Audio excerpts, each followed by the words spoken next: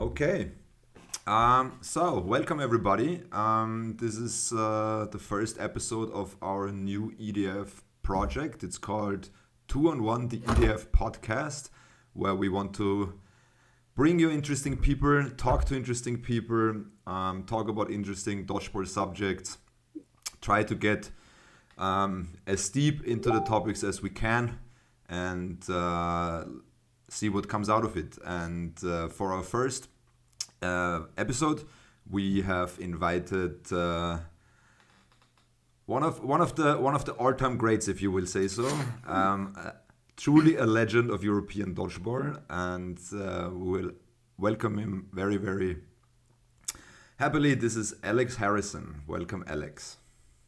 Hi guys, glad to be on. Really good to be on. Good starting name, I'd say, Max, to start this podcast off. Alex Harisson, 9 times European champion for England Lions men's team, 2 times mixed European championships under his belt, played for the likes of Warwick University Warriors, the Dirty Ducks, the Fellows Appreciation Society, and now Leamington Spartans. Been playing dodgeball since 2008, and plenty of dodgeball titles under his belt. And I think anyone that plays in and around the European dodgeball scene and the world dodgeball scene, you'll know Alex for not just his great dodgeball ability in the middle of courts, but I'd like to say how welcoming he is. And he likes to say hey to, I think, everyone that plays dodgeball from around the world. So. Well, thanks, guys. That's a really generous introduction. I'm not quite sure I deserve it all, but I've certainly been around long enough to warrant some sort of status, I think. So thanks for that. It's going to be a fun trip down memory lane, this podcast. So get into it. Yeah. So Matt. Yeah, go ahead. No, I was going to say, would you like to start with questions? So we're gonna dive right in. So the topic we thought of for the first episode was why not talk about how it all started? Why not talk about the early beginnings? Why not talk about how this game that we love and play came to be in Europe, and what has happened at the very beginning and what has happened ever since. So what is your first experience, Alex? When did you start? When were you introduced to the game? How did you start? How did it happen? Yeah, I mean, so I haven't played any dodgeball really before university. I mean, I started uni in 2008. I played a few sort of versions of dodgeball as a kid, but not any kind of formal type, and it wasn't common. Like, it wasn't a common sport at all. So I arrived at university thinking maybe I'll try volleyball, maybe I'll try handball. And there was a dodgeball team that was full of interesting, welcoming, and generally hilarious people. And I thought, this seems like the sport for me. So I didn't really look back, to be honest. So it was a taster session at university, as I'm sure a lot of the sort of student players would have experienced. The interesting thing is the club had only been set up for about 6 months prior to that. It set up in, I think, maybe the May of the previous year. This was now in October, and we all joined as freshers, and we thought it was a proper, like, established thing. And it was the first time they were even trying to get a sports club going. So we took it very seriously from the start. But we were the first sort of cohort of players to take it seriously at Warwick Uni, and it served us quite well because we started winning tournaments. And have you known at the time how long the dodgeball has been played at university level, or because you said your club started like 6 months prior to you being there? What would you say is the earliest that you can remember going back that there was activity in the United Kingdom or generally in Europe? Yeah, so I think there were a couple of university clubs before Warwick. I think Leeds had been set up for a while. Nottingham, so Balls of Steel, as they were called, had been going for at least a year before I started. I think it was maybe 2006, some of the earliest arranged tournaments, and I think maybe there was a small team from around 2004. I think the film came out in 2004. So I think there's been sort of 4 years of slow growth, I guess, in the dodgeball scene, with maybe sort of 10 clubs across the country at the point where I joined. And I think it's sort of grown exponentially since. It's sort of, yeah, there's been more and more every year, I think.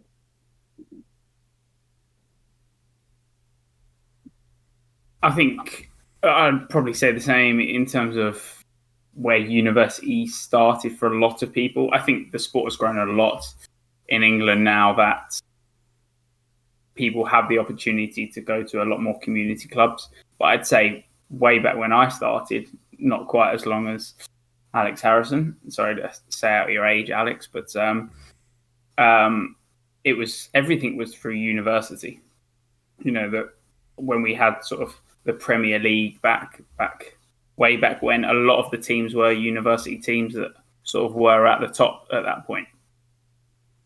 Yeah, it's been really interesting, the kind of shift from it was, yeah, I mean, probably the majority of the teams in the Super League were based closely to a university when it first started out, but certainly over the last sort of, you know, four since about 4 years ago, there's been very few uni teams. Well, and there was even that's the split where they now have their own league. But I think if a university team was in the Super League somehow in the UK, I think they would struggle, to be honest. And I think that just shows how far the game's progressed. A player with at most sort of 4 years experience just wouldn't be able to survive at the top level, and that probably goes across most countries now. Yeah. So coming back to the early uni dodgeball games, what dodgeball actually was played there in 2008? What did you play? Which format? Which bars?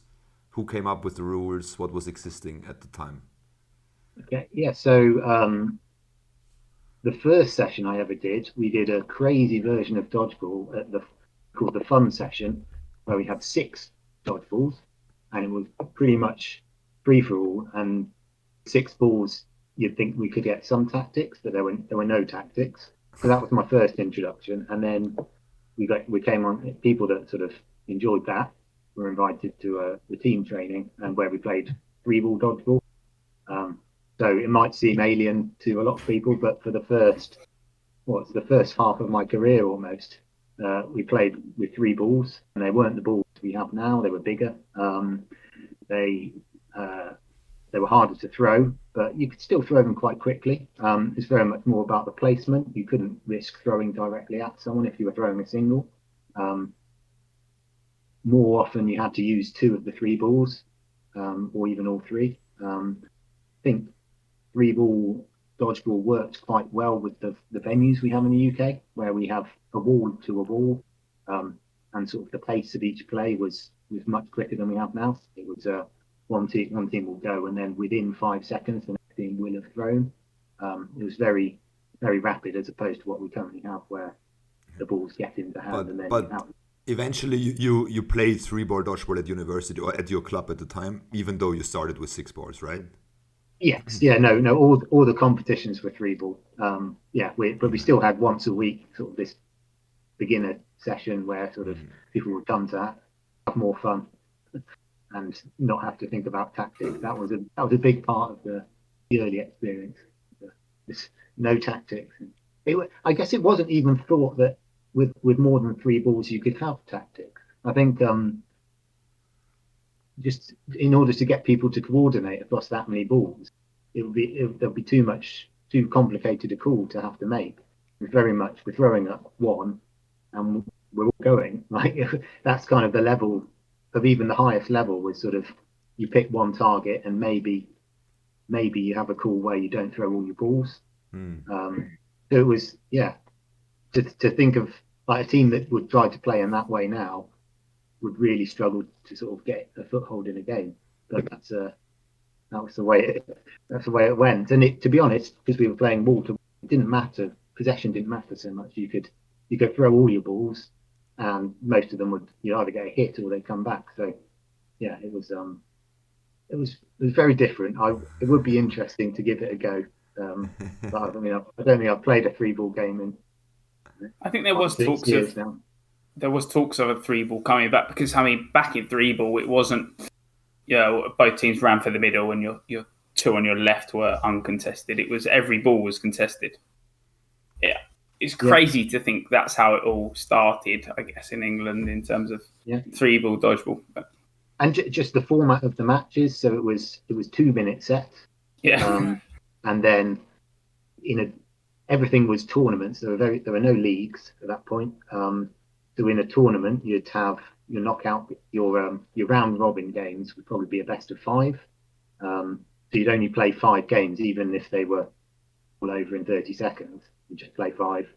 And then when it came to knockout, you'd play best of 7. So you might win 4-0 and then you stop. So the sort of the fitness required was less, because the matches just didn't necessarily go on so long. I remember the very first Euros, probably to bring on to that, we played best of 9s, which was the longest games anyone there had played, and it started to show that teams that weren't taking it seriously in terms of fueling were sort of struggling come the second day. Yeah, then let's just make the jump cut to the first Euros. So 2008 was the year you started. Our records show, and again, I was not around at the time, so for me this is also just research, that in 2010 the first Euros officially took place, and also the European Dodgeball Federation was originally founded. So it makes sense that's the same year, and this was held in England. So how was it? How did it came to be? Who was at the forefront of it? How did it came to be to say, yeah, let's have a European Championships? And how did you find the other nations to compete in? Or do you have any recollection of that period? I mean, to be honest, we're pushing the limits. I mean, you've not said my age, but I'm keeping the memory going that far is a challenge. A lot has happened since, but no, it's not. But I couldn't forget that tournament. It was a really sort of special event to know that this was the start of something. I think there were 9 teams. I mean, I feel like there were, and we played a round robin, where you played every other team. England had 2 teams. And I think it's open for every team to field as many teams as possible to get sort of it. Yeah. And what rules did you play, or how many bars? Which bars do you remember? It was 3 balls, and it was the slightly larger ball than we play with now. Okay, so the number 4 cloth ball was introduced in 2010 at this, or not at this event, but on a European stage. But that's what we used. And it was, I mean, we should definitely give Nick Pinnock a mention, because it was very much the brainchild of him. He was pretty much all the way through my early years in the game. He was the key driving force around events we had to compete in. I mean, a lot of the players were students, and most of us didn't have the sort of capabilities to help run events or get the community kind of growing. But it was very much him.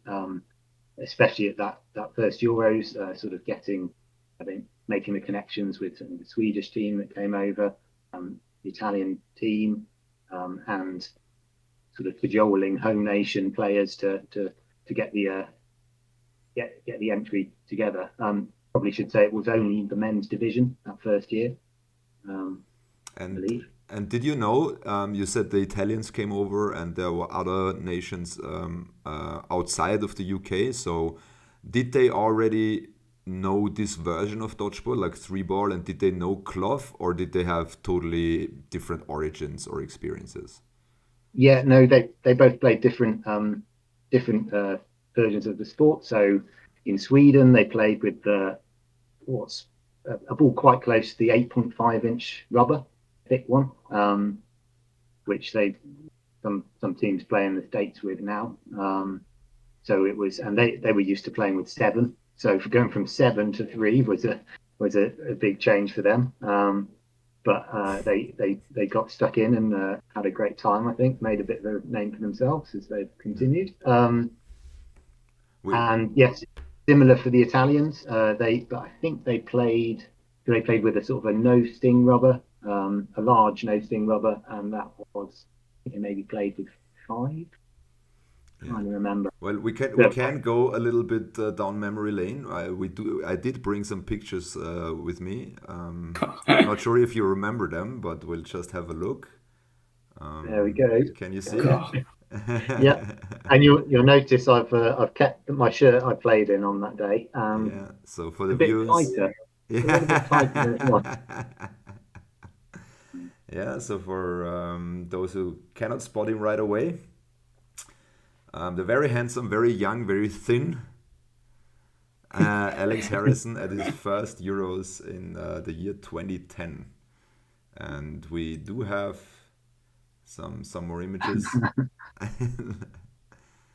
to show. I don't know where you've got these from.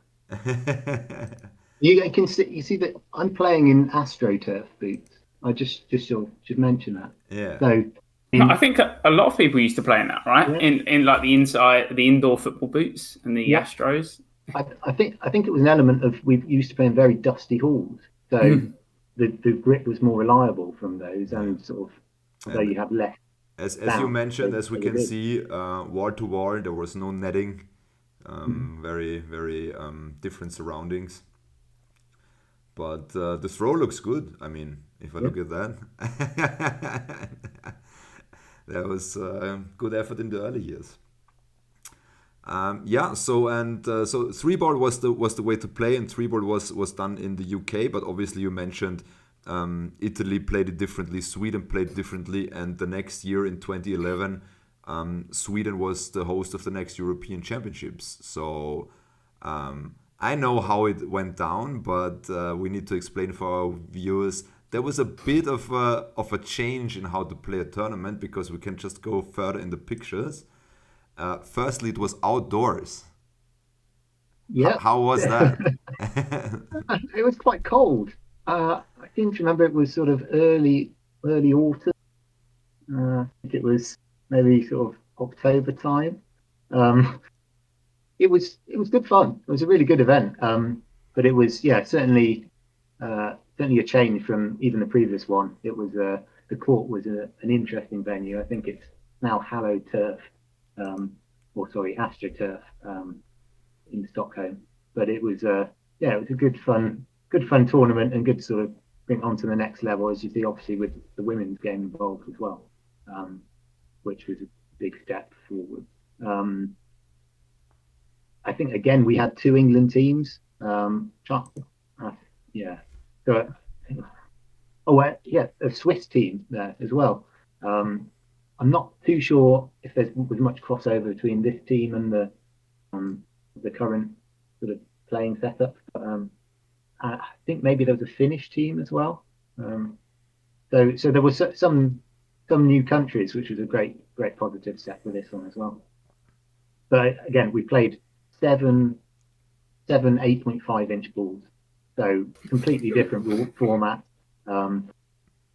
Should probably mention there were some bare patches of the sort of AstroTurf. It was like mats. There was like wooden boards on there, which made for some interesting sort of footwork. But it was good. It was a good tournament. Good fun to play in, and the first experience for most of us in terms of playing sort of abroad, which moved us on our way through the countries that we'll get to go to.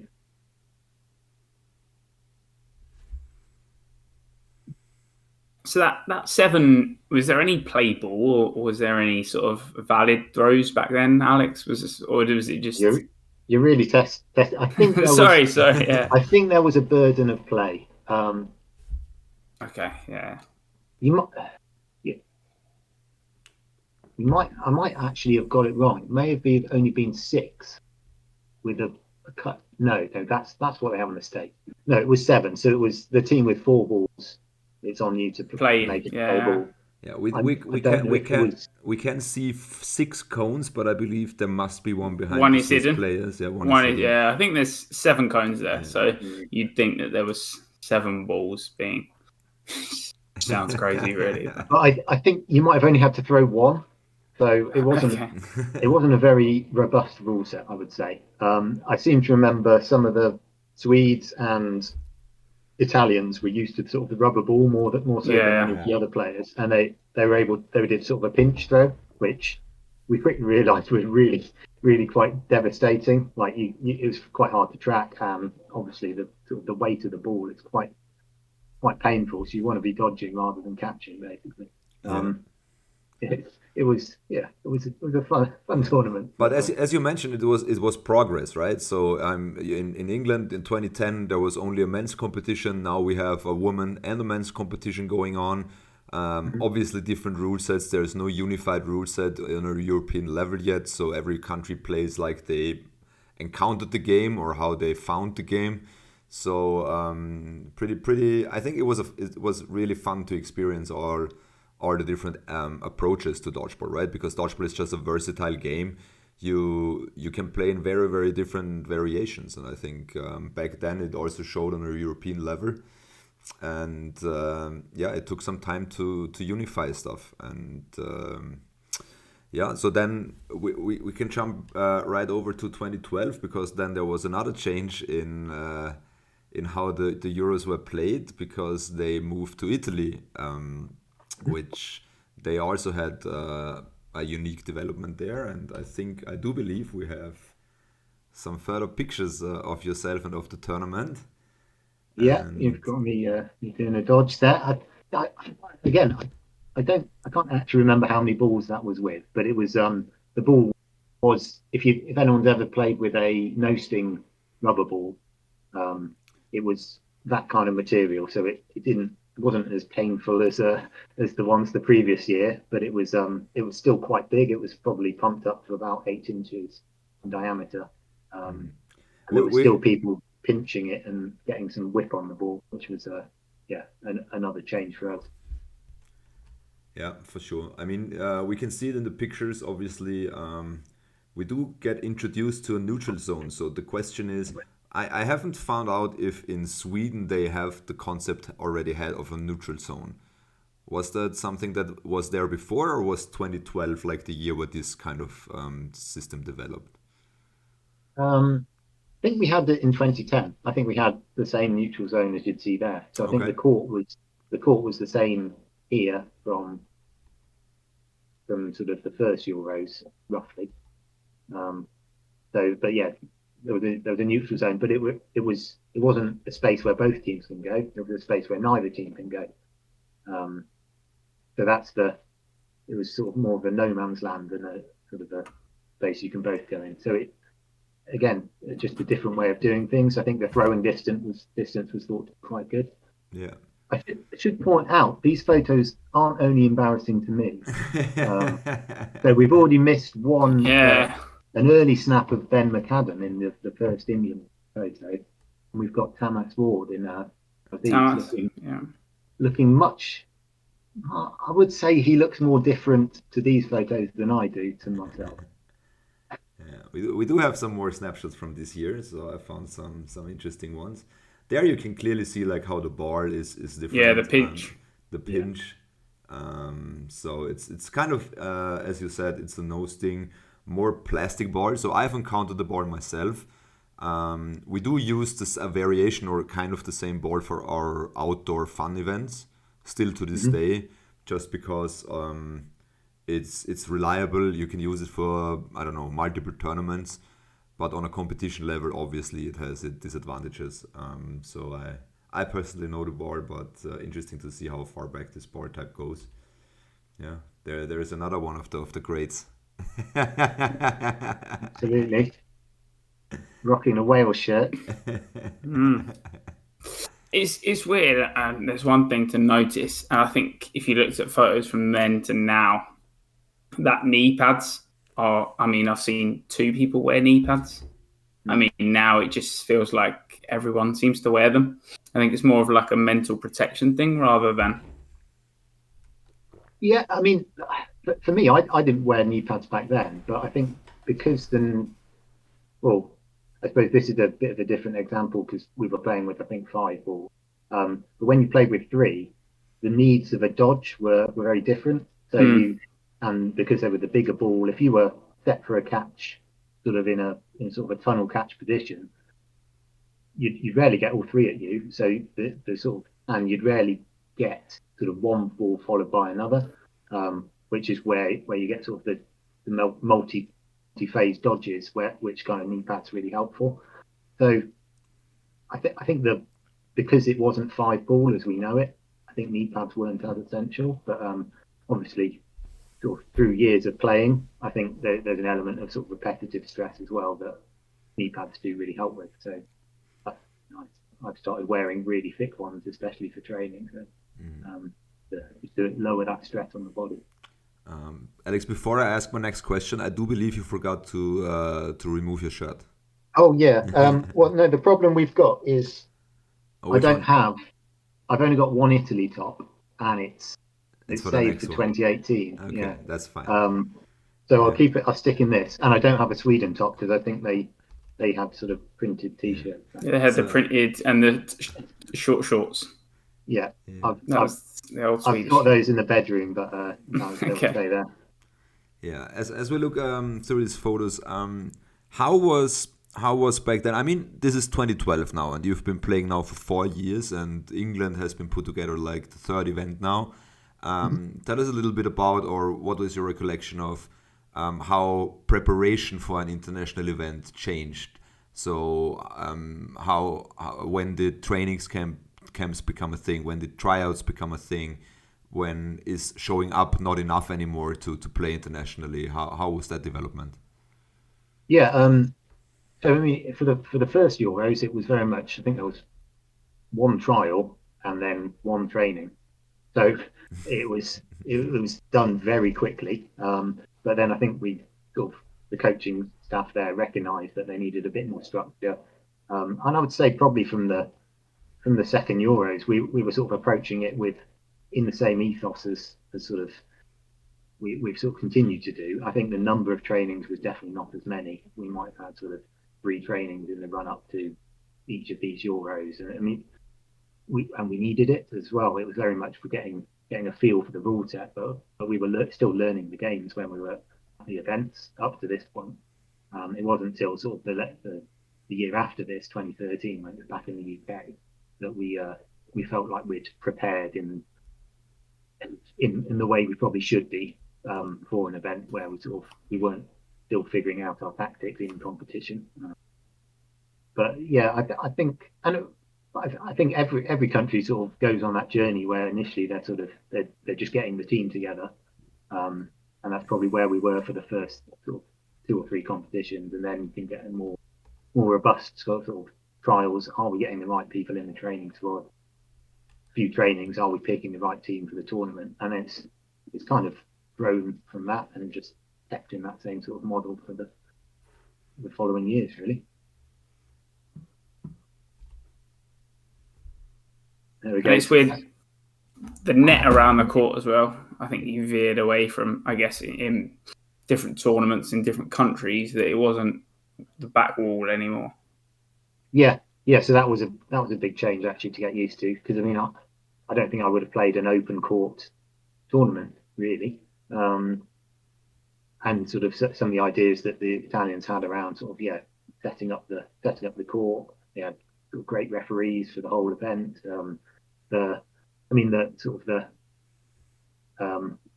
Gracie kind of element of this tournament is brilliant. It was the venue for all the accommodation was, everyone's in the same sort of accommodation block near the beach. It was sort of it really made great strides forward in sort of the community side of it as well. And it's only really, I mean, this was definitely a high point. I think it's something that we maybe struggled to recreate at other events as well. So yeah, it was a really, really well run tournament. I mean, the dodgeball was a bit strange. I think everyone would agree, but from the current viewpoint. But it was good fun. I think we had like a social tournament maybe on the Tuesday afterwards, where we played beach dodgeball as well, which was really good. Yeah, definitely a huge part then, and hopefully now is always the social element of these international tournaments. So I think we are eager to keep that up. Obviously, learning from where some lines are in terms of mixing, trying to get more professional, trying to put on higher and higher competitions, but still don't forget about the social aspect of these international tournaments. So it evolved, I would say, or it progressed, if you want to call it that. Yeah, nice, interesting. So when we move now to the next year, or to the next Euros, better to say, in 2013, this was my first Euros, I have to be honest. So I personally encountered the European dodgeball scene in 2013. It was very interesting for us to see, because we, like many other nations, the game develops nationally in a way that how you just find it. For us, we found a rules book from some American place where it was played with 4 balls. So we started with 4 balls, and those were hard rubber, so really hard, like in the movie almost. So that was our first tournament, and then we got introduced to cloth, and we got introduced into Euros, into 3 ball, into other rules. So the beginnings are always interesting. But yeah, so this was a very young version still of yourself. Yeah, 23 there. So, well, over 10 years ago, and a very baby-faced Brett Koenig there as well. And my good friend Darren in the middle. Yeah. So yeah, there was really a kind of a core of players that kind of, I don't know, kept the England team together for the next several years. There was some rotation clearly, and new players coming in, but it was certainly sort of the 3 in that picture. We sort of held down one side of court pretty consistently.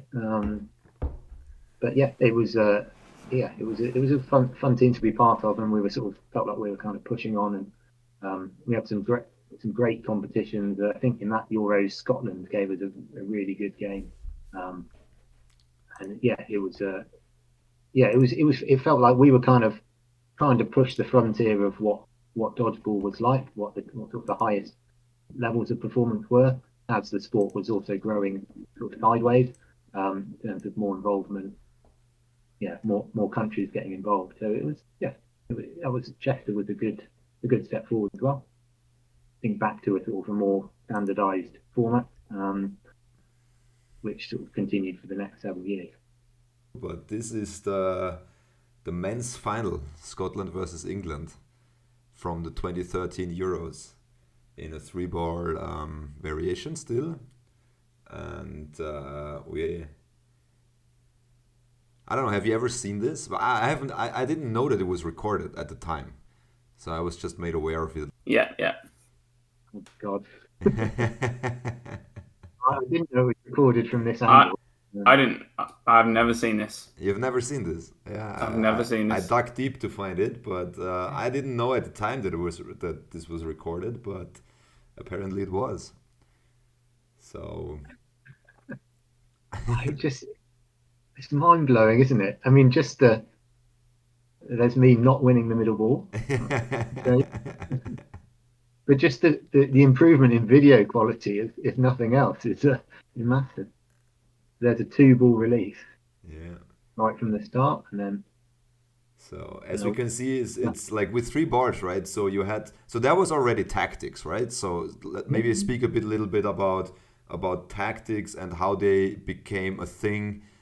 Because now again it's a year later and you train regularly, and what about the 3 ball tactics that people need to know? I mean, I don't remember it as being this rash with possession. So yeah, it's you could roll balls back. Oh yeah, that was another thing.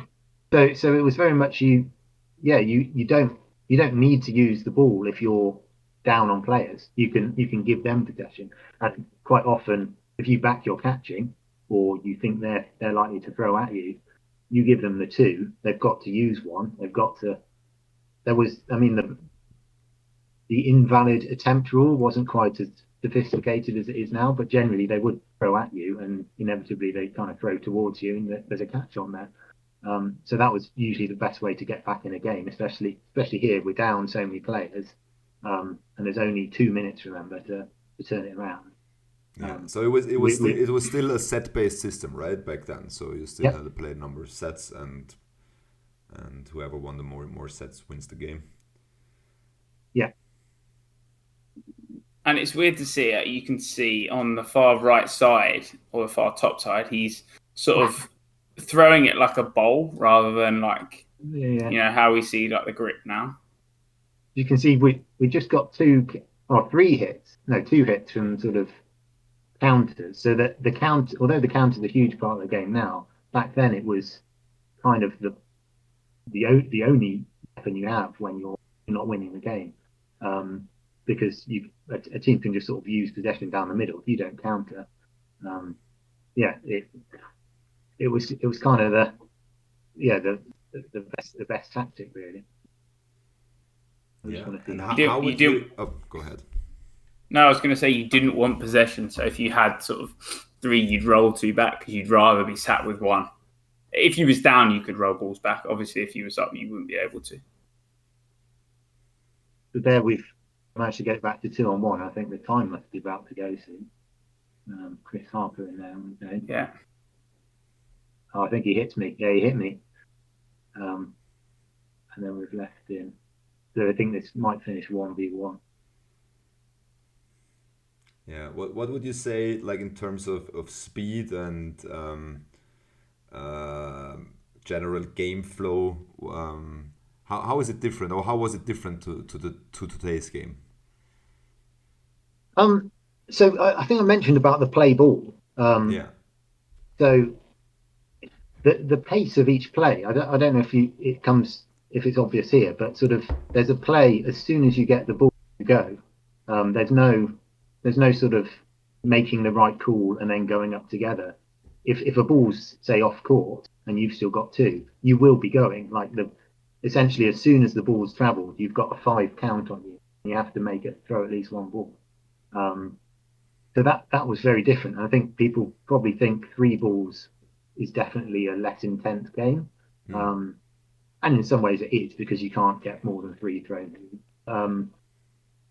But the pace of each play was very much faster. Apart from when you start rolling the ball and then and you have to wait for it to go round. Oh, that's a good. And if you caught the ball, I don't know who that is that comes in. You didn't have to come in from the back of the court. You could come in from behind that blue line. Yeah. So you could just run in and grab a ball. Yeah. We didn't have ball retrievers back then. No ball retrievers. So if the ball goes off the back of court, you can put your hand up. And as long as you're not doing that to dodge a ball, you're fine to just go and get it. So in some ways, it was that was another element of fitness you needed. You need to go and collect the ball and then make an attack. It might be, Alex. I don't even think sort of you putting your hand up to dodge a ball was even a thing then. No. So it came in at a weird point. It was like, I think it was like a gentleman's agreement. You didn't run off court to. Yeah, it had to be spelled out in the rules. There were definitely some sort of gaps in the rule set that could be exploited, and I think that's what over the next few years it sort of became obvious that there were things that needed fixing. So at that point, you played every Euros. You won every Euros, right? Yeah. I think this was the first one where there was only one England team in each division. So it was. I mean, I think so. In Italy, England placed sort of.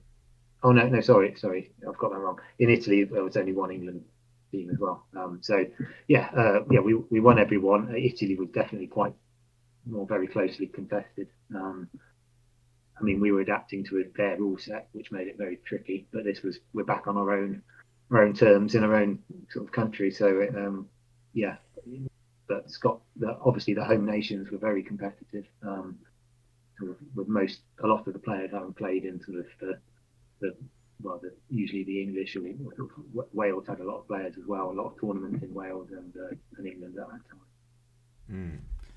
And yeah, so then obviously, as I mentioned before, I meant Austria, has participated for the first time, and due to a lack of hosts, we got to host the next year, which was kind of a quick start, but we did to manage to pull the tournament off, and this is 2014's England squad.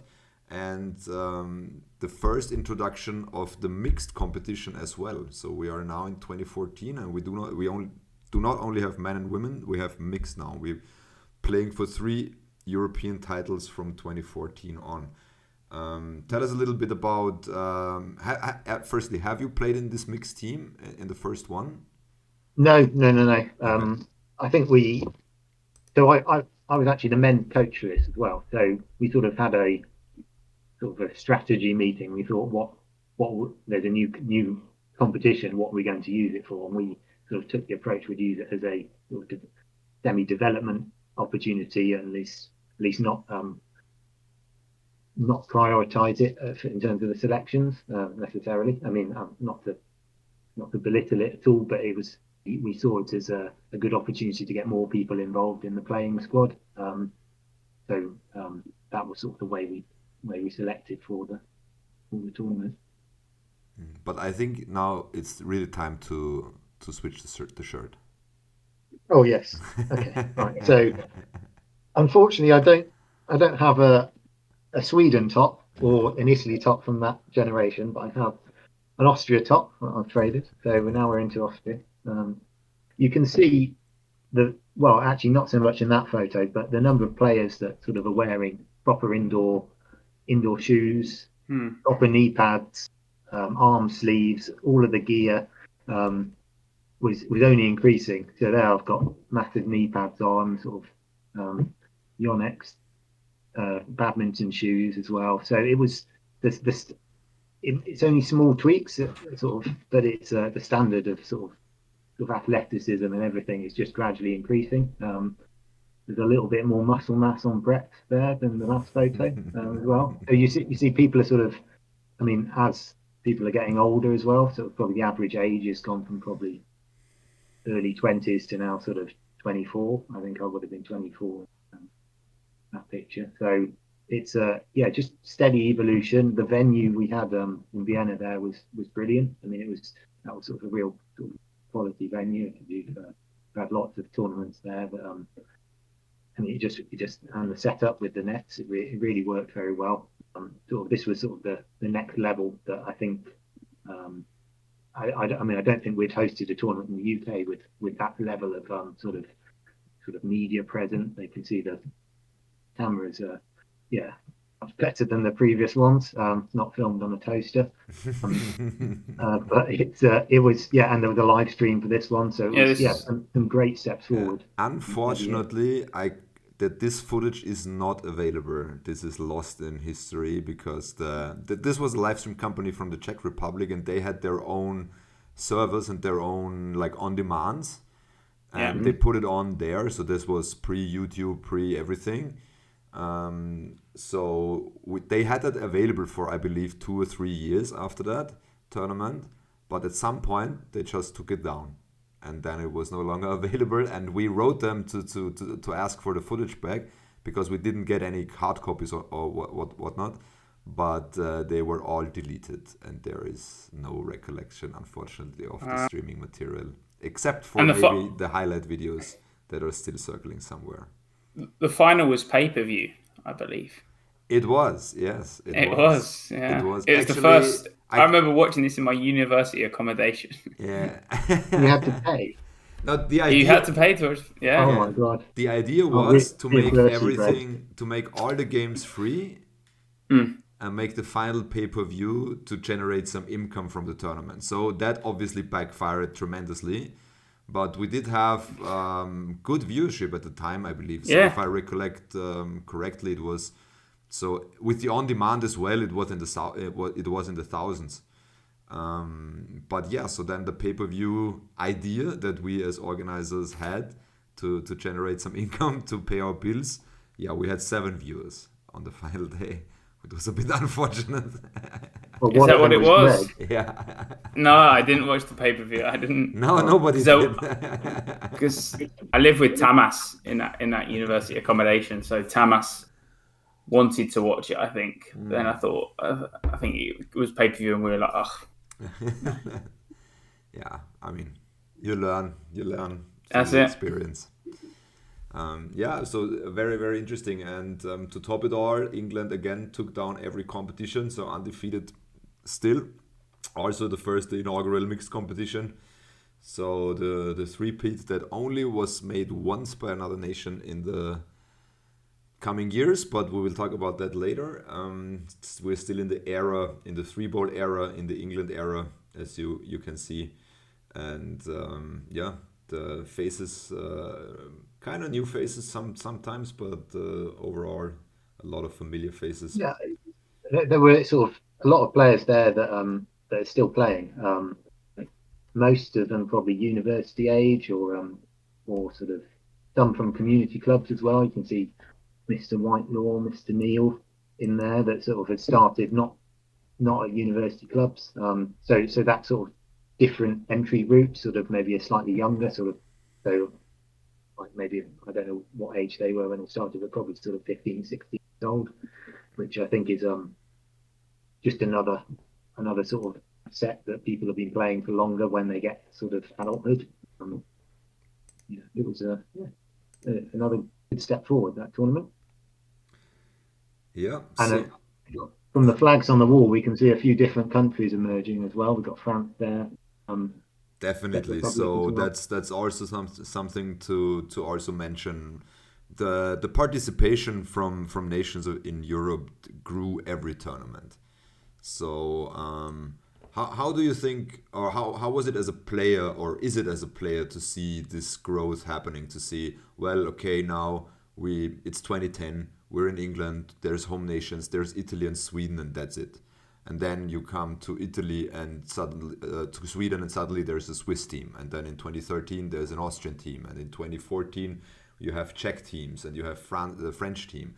So how is that from a participant's point of view? How do you feel about that? Well, I mean, definitely really good. I mean, the Yeah. bigger the tournament, the more just feels like you're part of something bigger, something more special. I think I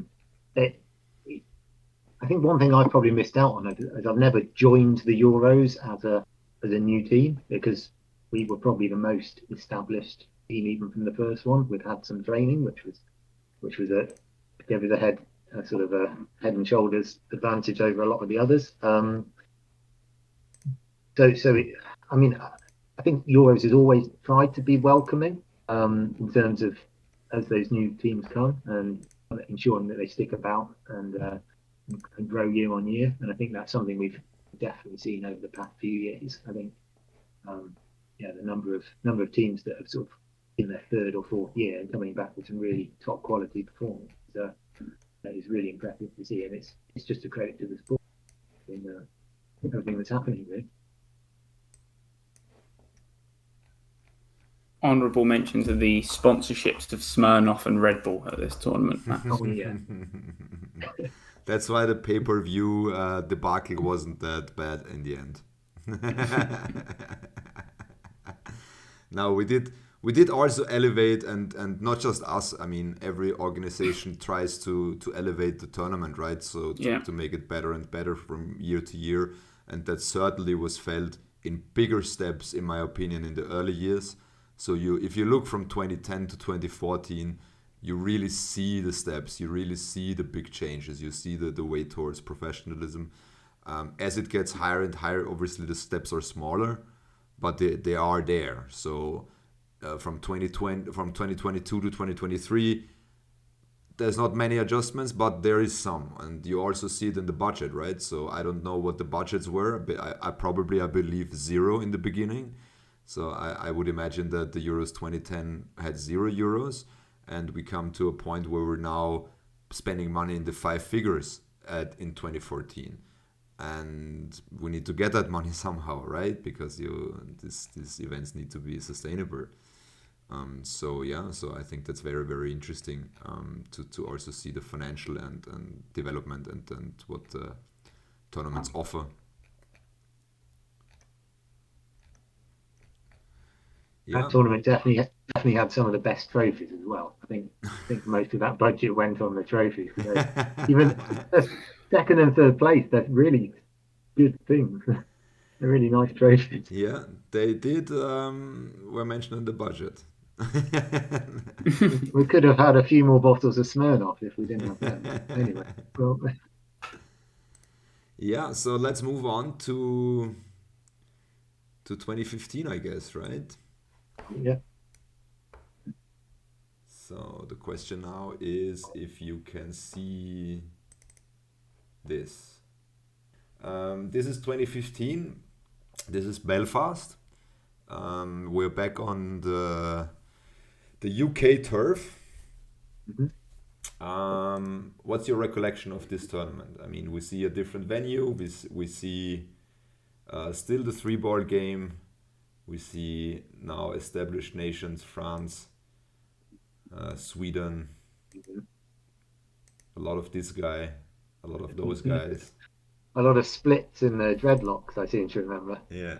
I mean, if you look through these pictures, I mean, do you recall all the people that you see, or is it? Oh, yeah, absolutely. Yeah. I mean, thankfully, a good number of them are still playing, but obviously some probably haven't kept playing. But most of the countries that are there are still fielding teams that are stronger and stronger. And I think a country like Sweden, I remember the game against them, and it was it was starting to see just those elements of sort of them taking the tactics sort of to heart and like trying different tactics. I think they got a win against us in one of the games, and sort of what that meant to them at the time was huge. And the way they celebrated was just brilliant to see. And you can see they've still not got a kit that's not the best top, but that comes eventually. But they're stuff like the promotion with the socks they were wearing and stuff like that. It's I don't know what's going on there, but yeah, no, just sort of the profile of it all was just growing. The Welsh. Yeah, and as we can see, I mean, some things have established themselves, right? So we see netting now continuously around the court, so that's something that has evolved, and the players and the teams and the people chose to say, yeah, that's just better than having back walls, and we want to play it like that, and this needs to be in the rules, and the rules have been adapted and standardized and tried to implement it all in all the nations, and all the nations play the same game now. The Swedes play the three ball now, as we have mentioned before. They started completely different with 7.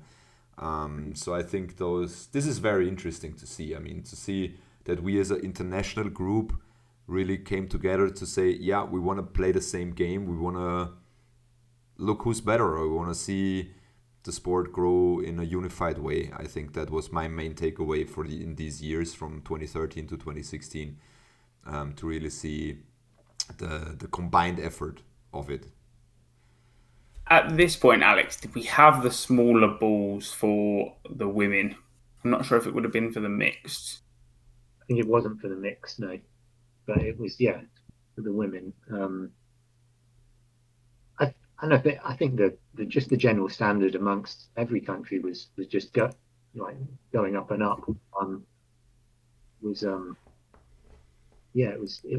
a good fun tournament. That I mean, I think the venue has limitations that fall compared to the previous year. So maybe in one aspect, you'd say it couldn't quite compete to what we had in Vienna. But I think we're very lucky to have that venue in Vienna. But in terms of a lot of the other aspects of it was a step up again, which is sort of credit to the people organising it. Certainly, we all stayed in the university halls, which might seem like a small thing, but in terms of making a tournament affordable and practical, having sort of university facilities there made the tournament really good from that perspective. And I think the sponsorship as well, they did all they could, which was really positive. I seem to remember the after party was raucous occasion, but it was a good one as well, and I have to throw a party. So yeah, it was a fun event. Yeah, interesting. So I would say the same. So I think 2014 raised a little bit of the bar on what's possible at the time, and 2015 and 2016 also, where we're gonna switch now to in Paris. It's still the same system, right? So the system established itself. So the system is now accepted by everybody. And in 2016 we go to Paris. They have a great venue. They have a netting system. They have the rule set has evolved even more, and we still have the three competitions. For some hosts, this was a reason for them to say we cannot host because it's so many games, it's so many I don't know, time that needs to be allocated. We can't do it. So we luckily the French said, yeah, we're gonna try it, and in 2016 did a fantastic tournament in my opinion, which showed the highest level of European dodgeball at the time. I'm fairly certain of that. And how was, I mean, tell us a little bit about, not just because you're in the position that you play for England. You started in 2010. You've come to 5 Euros now. You won all of them. The system established. You train a lot. There is now selection processes so that you know that you're on top. Tell us a little bit about what is the social aspect or the camaraderie now building up internationally. So obviously you're close with your teammates and stuff, but now 5 years in or 6 years in, relationships built transcending borders. So how is that? Absolutely. I mean, we were when it came to Paris, we were lucky that Nicola from Austria had organised a weekend down dirt surfing for the week before, which I mean, it was a great way to meet a lot of people and sort of build that community. And the sort of the growing links between sort of lots of the different countries across Europe were, yeah, it's really positive, and it just helped to sort of cement what dodgeball was and what the dodgeball scene looked like. I think, yeah, I think just the way everyone started to know each other more was really good.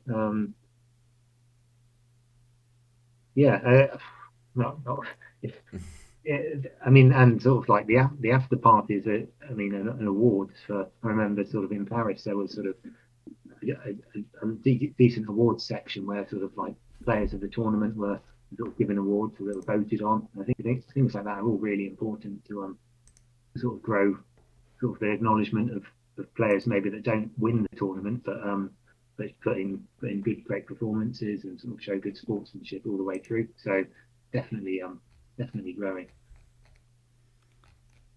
I mean, we'll be back in. I think it's this venue for the West Europeans in March. Yeah. There'll be a trip down memory lane then. But credit to the French set up for running a really good tournament for this one. But as we can see, and that's I think my main next point, we already at 14 different nations in this competition, right? So when you remember going back, it's like slowly growing, just a few countries in the beginning, one or the other joining every year. We see Germany here joining, the Czech Republic, so it's getting bigger and bigger, and Slovenia on this side, Switzerland. So what is what do you have any outstanding memories from this tournament, maybe in specific, what you can share with the viewers?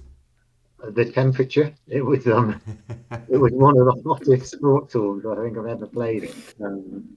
It was middle of a heat wave in Paris, which with no air conditioning, just the windows at the top cracked open. But aside from that, it was a very well run tournament. It was the venue was great. It was sort of a campus of its own, and most of the teams, unfortunately, there wasn't space for every team to be staying in the campus itself. So I think England said, okay, we'll take a hotel a bit further away, but it's still the sort of like the after party that then happened on the same campus was a great event.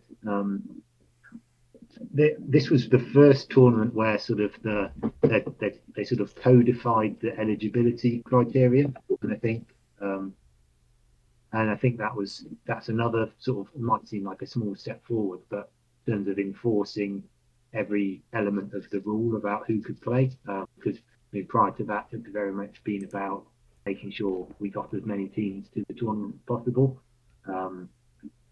which I think makes some sense when you're trying to grow the sport, but in terms of making sure that sort of players from definitively from the nations they're representing, and also it makes sure there's the opportunities in those countries themselves to grow the sport. So I think that sort of the home nations outside of England sort of benefited from that enforcement of the rule from this event forwards, which I think is a big positive step.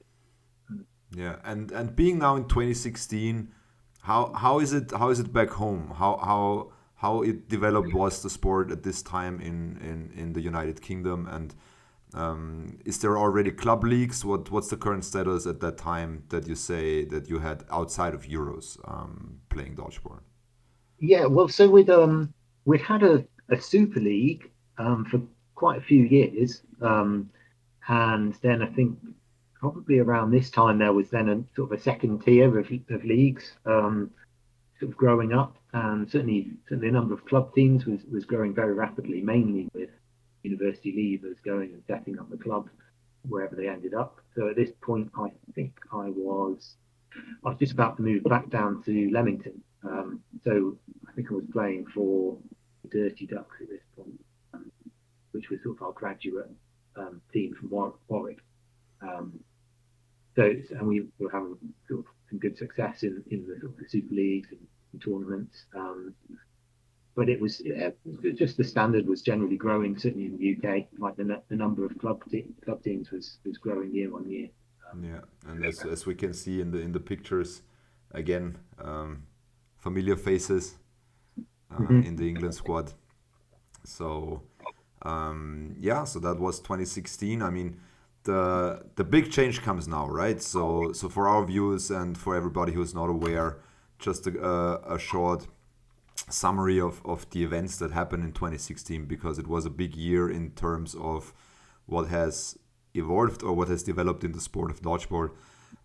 There was a World Cup played in the same year, which was in Manchester, so also in England, which was the first try of a global event. So how close do you remember? How close was that to Euros? Was this before or after? I'm pretty sure the Worlds was in May, and then the Euros was then back to 3-ball in August or July. So it was strange. We went to sort of 5-ball for the World, and then back. But so that's the first interesting part what 2016 changed. So trying to accommodate a rule set that works worldwide with the existing nations at the time that were under that world organization, a compromise needed to happen at some point, right? Because a lot of dodgeball being played outside Europe was with more balls, 6 balls, or other variations of it, and so a compromise was found for this world event, which was out of the head of the late Nick Pinnock, and he punched it through, and the result was we play 5 balls. And how was that when you first encountered that? Okay, our game is now changing, and we have to adapt to a completely new idea of dodgeball, playing 3-ball dodgeball like for quite some time now. Yeah, it was a bit of a mind bending few sort of months where you had to reassess what was the priority tactically in each phase of the game, and there were sort of styles of play that we wouldn't see now, because there's sort of maybe flaws in the way that people were playing, but they worked in some ways. So you had to be sort of think on your feet very very well. Certainly in the World Cup, because teams were playing in very different styles all the way through it. But I really enjoyed it. I think it was also the switch to the smaller ball as well for the World Cup. So I think there's just the style of play suited my style. Free ball was, I mean, if you had big throws and you got possession of the balls, you could sort of dominate the game. Whereas 5-ball, there was that counter sort of the standing counter as a weapon is even more important, or sort of coordinating 2-3 phases of play was more of a critical part of it, which I think for those sort of players that thought deeply about what was going on in the game, like benefited them. You'd see the sort of the emergence of sort of smaller players being really key in terms of an offensive play as well. It kind of subtly shifted what strengths were important for the game, which then it made it even stranger going back to sort of 3-ball for this event. And then I think we had our Super League season that followed this was 3-ball still, which was felt. But having played the World Cup and then having another season of 3-ball, it felt like we were sort of stuck in the mud. We've sort of seen the light. There's a new version of dodgeball we could play, and we were still playing the old version. So you would say that you felt this was a good change, and that you felt from the beginning this is more fun, or this is more interesting or more complex, or were you reserved in the beginning to say, I'm not sure, maybe this isn't the right way to go? What was your initial feeling when you encountered the rules change?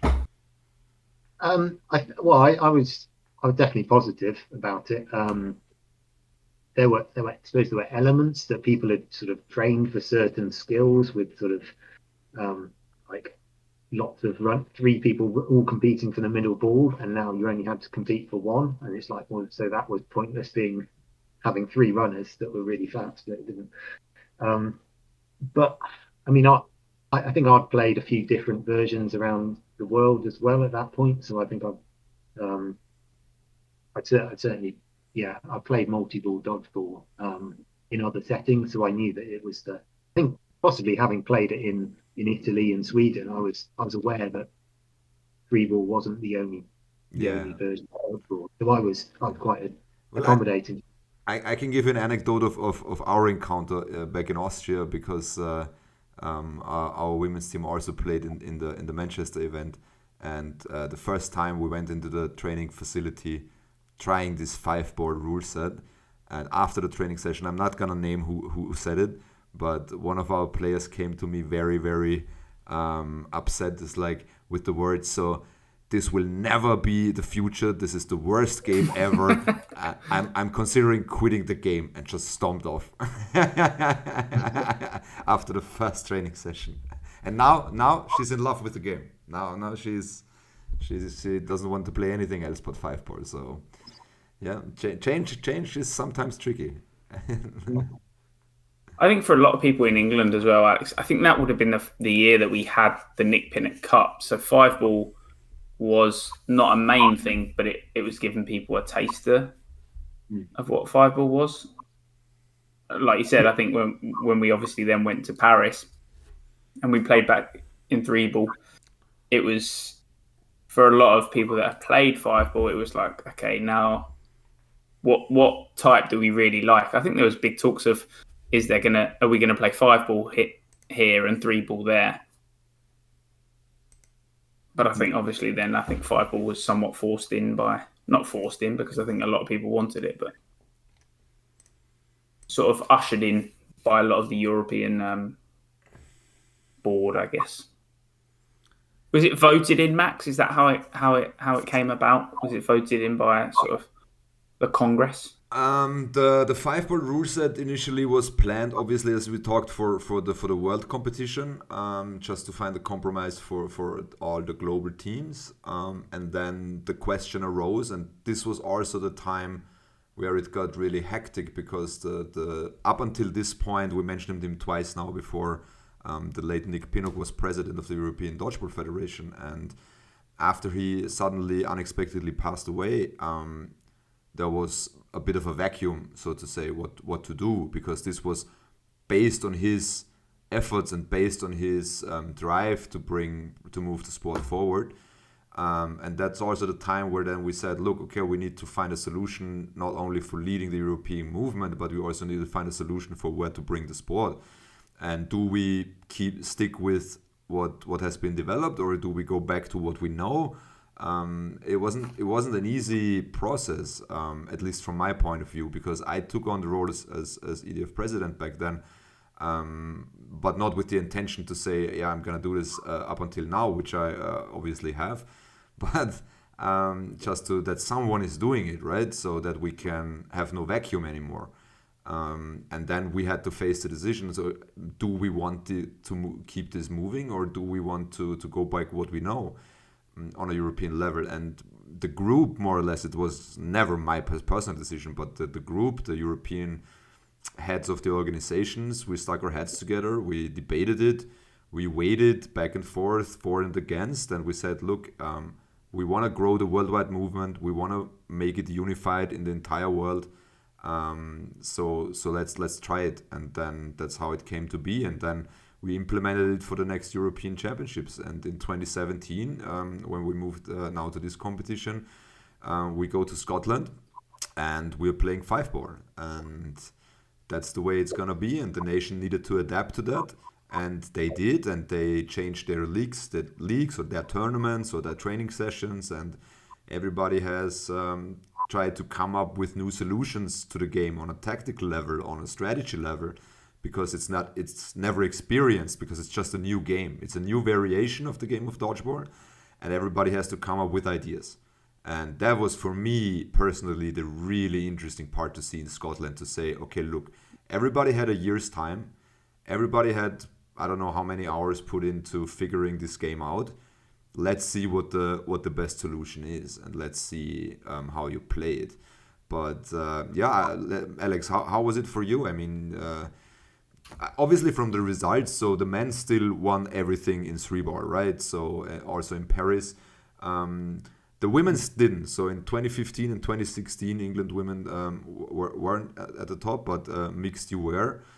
So switching to 5-ball now, from a men's perspective, or have you played mixed? Let me ask you this question: have you played mixed in 2017, or when did you play mixed? In 2017, I did. Yeah. Yeah. So tell us. Course, switch the shirt first. Yeah, obviously. So we're gonna go to Scotland. We're now in 2017. So tell us a little bit about what was the process, like really trying to figure out the 5-ball game, like to try and say, okay, what from the 3-ball can we use? What advantages do we have? What style of play is maybe advantageous? So take us a little bit into the thought process of the time back then, the switch.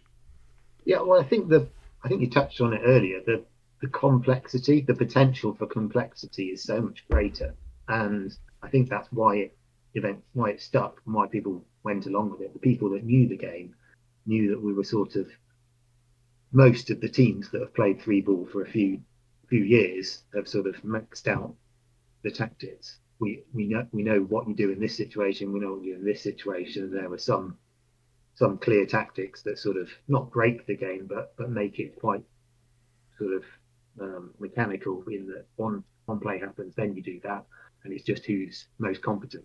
Whereas 5-ball, it just opened this world of opportunity where you've got sort of mid-court plays that you just wouldn't have had when there was fewer balls on court. So sort of understanding when you should take those risks, when you should use your possession and maybe give them the 4th ball. That was all had to figure that out in that year. And I think we in the UK we kind of struggle to really understand what an open court style is, because we don't play that we don't have many venues where you can have a true open court, which it was only really when you get to international training that you can set it up as it's going to be. So that was probably one of the challenging things. It was it's a different skill set as well. It was sort of reinventing how people dodge, because quite often you'd realise that 2 balls should be thrown, but because they were the smaller ball, you could be a bit more you could track a dodge a bit more easily, a bit more control over where you're throwing. So you needed to be able to move make 2 movements in your dodge potentially, or be a bit more unpredictable. So that sort of real dodging that you see in some of the other dodgeball types really came into the fore. In 3 ball, you still dodge, but it was very much one movement got you out of the way. But now you saw sort of the more nimble players that sort of, I remember in 2017 was Ian Neal's first tournament for England, and just the way he's able to throw his body around just meant that gave us a huge advantage in the tournament. And I think lots of people have been trying to emulate the way he moves since then. None of them quite successfully, but it was a real fun sort of shift to see which nations are really applying themselves to the tactics, and I think the ones with the bigger domestic scene kind of grew a lot, and we definitely saw an evolution sort of what the way sort of the Austrian setup played. I think so the women's had won previous Euros, but then the mix were very much more competitive, and the men were very much more competitive when we got to Scotland. So you sort of saw nations are really thinking about what they're doing as well as training hard.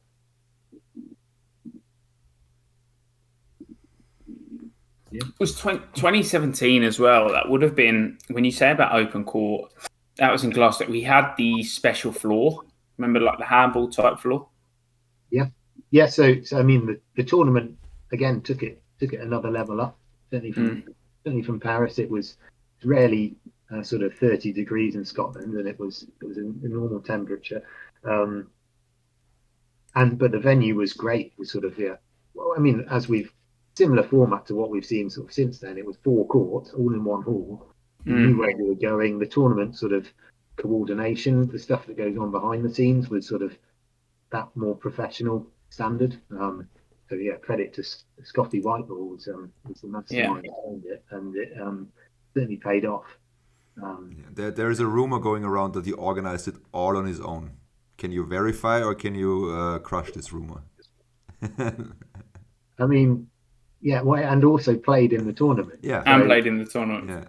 Yeah. Because when I was in contact, like preparing for our squad to go there, it was always like, you have to talk to Scotty. Yeah, you have to talk to Scotty. At some point, I was just asking, well, is nobody helping him organize this tournament, or how is this working? Maybe you know. Did he play that year, or did he commentate? I think maybe he didn't play. He commentated because it was the year that we had Unilad, was it Unilad Sport covered the coverage on it? Yeah. But even then, to find absolutely,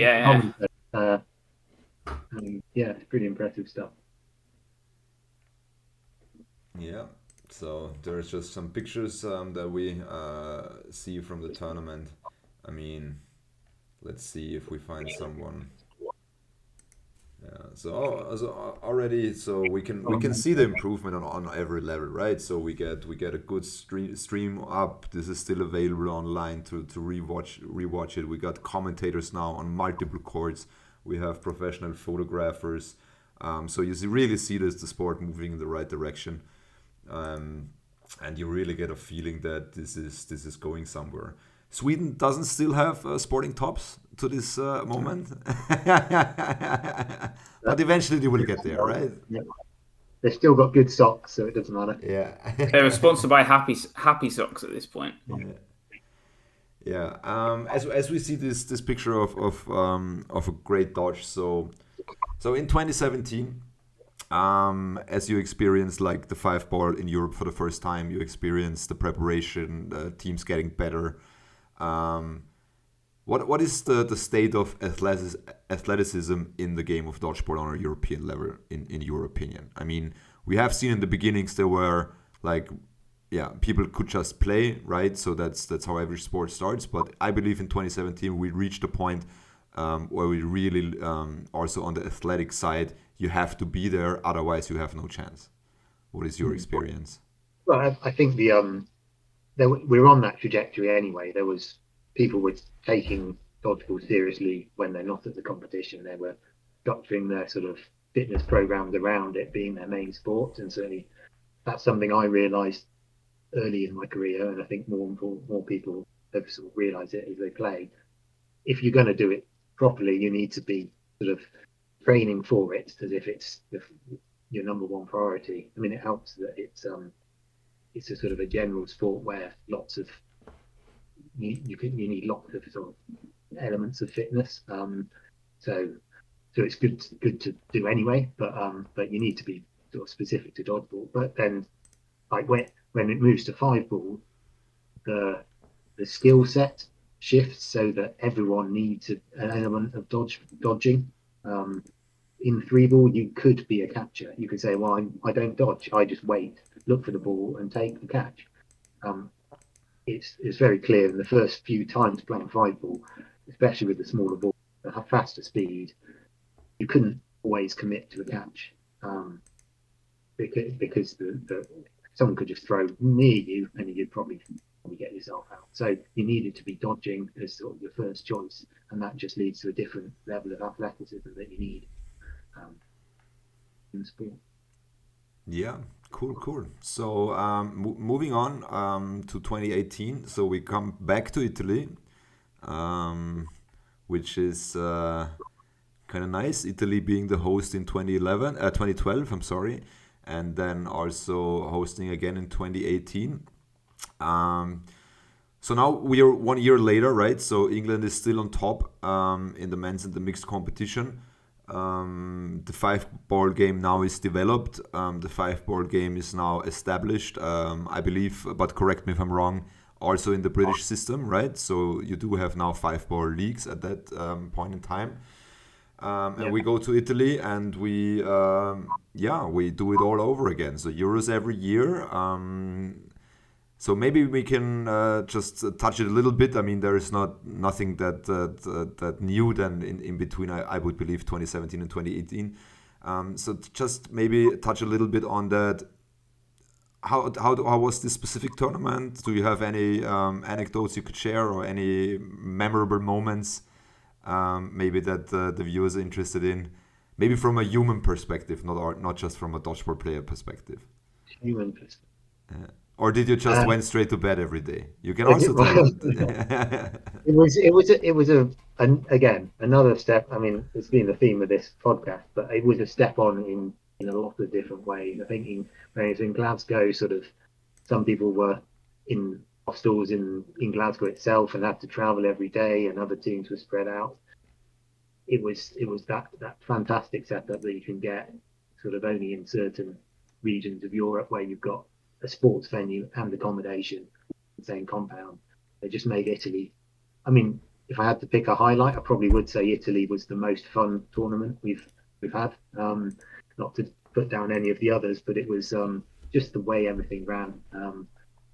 Probably the highlight for me was in the awards afterwards when he didn't know we were going to do it, but then we were congratulating Matteo, whose shirt I've got on. We're congratulating on him. He's a fantastic organisation for the event, and then we all picked him up and we were lifting him up, and he looked petrified, to be honest. But that was probably the highlight in terms of the sort of social side of the tournament. And there was some sort of strange Swedish centric tribal dance going on at some point in the small hours of the morning afterwards. We will definitely lay this over for our viewers. The dance that Alex is referring to, it's kind of iconic at this point, right? So, but we will have to research it if it started there or if it was around before. That's an interesting question. Maybe we'll get to the bottom of it. For me personally, also just to give my 2 cents on the tournament, great. Every time we have a venue where we have the accommodation and the venue at the same place, it's a recipe for a great tournament. So there is not a lot of commute, there is not a lot of logistical problems. So very well done by the Italians, and just a fun tournament. And again, as we said many times, a step in the right direction. So when we now go to the next year, and this would be then 2019, we do have something that has changed at that point, and we're back in England in 2019 in Newcastle. And the one thing I would like to touch in this tournament, and this is not because I'm Austrian or because I have very, very good memories of that, just from a general perspective, something changed that has never changed up until this point. England didn't win. So this was new. And tell me a little bit about, from your perspective, to say, were you surprised? Did you kind of expect it to be narrow at the top? Did you see other nations also fighting for number one spot? How was, like, from a sporting aspect, how did you go into the tournament? What were your expectations? And how did you leave the tournament after seeing the results and how it all ended up? Because the final didn't even have England, because the final was Northern Ireland against Austria. So maybe in the men's. That was certainly, I felt that was the biggest upset. I think in men's, at that event, we felt like, having seen every team play, we felt like we had a sort of a lineup that on paper would at least get to the final and probably be good enough to win it without too much trouble. But I think it was a realization that every other country is working hardest it too, and it's not as thought that there's any definites in it's the way you sort of, because we played Northern Ireland in the semi-final, the way they approached the game, they found their top level of performance across the team, and across our team we really didn't. So it's got so that maybe on paper you'd say we might be ahead. I mean, this is all just sort of my opinion, of course, but if we're not in our top sort of 10% of performance, that opens the door for a team that's really firing all cylinders, playing well as a team. And it wasn't even close. The first half, I think they took in a 10-0 lead. And it was not. It was entirely well deserved. And I think had they played like that in the final, not to put down Austria, but I think they could have taken the title that year as well, had they sort of recreated that the following day. So it was definitely a humbling experience from an England point of view. But at the same time, the sort of, definitely looking back on it, I think it's a hugely positive thing for European dodgeball. Like it doesn't work when one team sort of wins without having to really dig in and try. And I think had we won that, I think a lot. I mean, I'm not sure I'd still be playing. I think it would have felt like there's nothing to prove. But now there's sort of the challenge has been thrown down by sort of all the countries pushing on to show that the like fully deserving to be on the same court as an England team, and that people beat us now, which is really good. It gives us more energy to work out, sort of more things to work on, and it just improves the whole level. I would agree.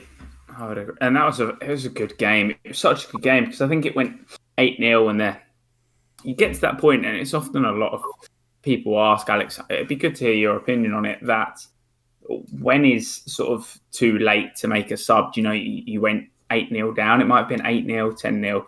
Do you think that's then too late to make a sub if you that first half timeout? I don't think we'd had the introduction of a timeout in the first half and a timeout in the second half at this point. Do you call it a first half timeout? Do you make a sub, or is it sort of too late at that point?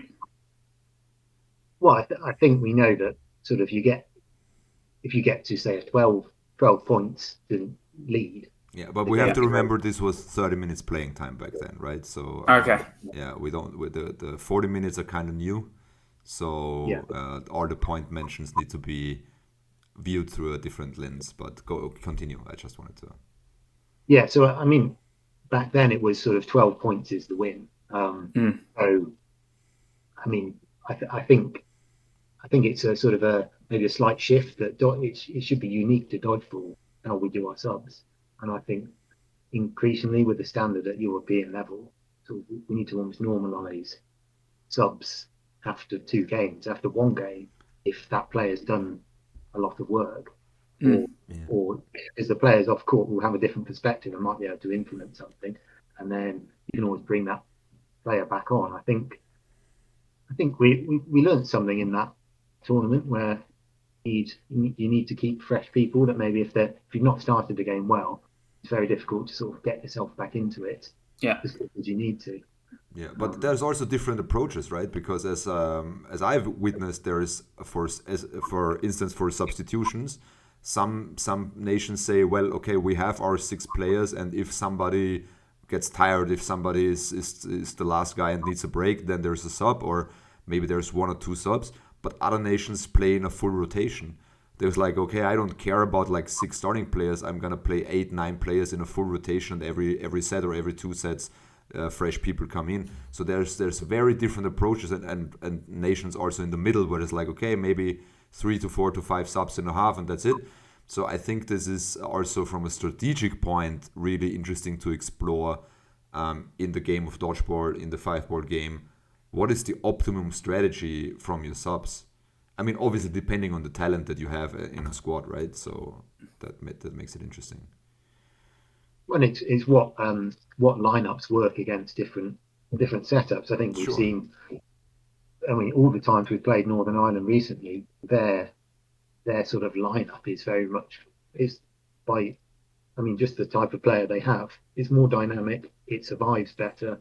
It's harder to hit, and we need a counter for that. And I mean, we've obviously not figured it out yet. But I can give you a wisdom, which I tell all my players all the time, and also for the viewers out there.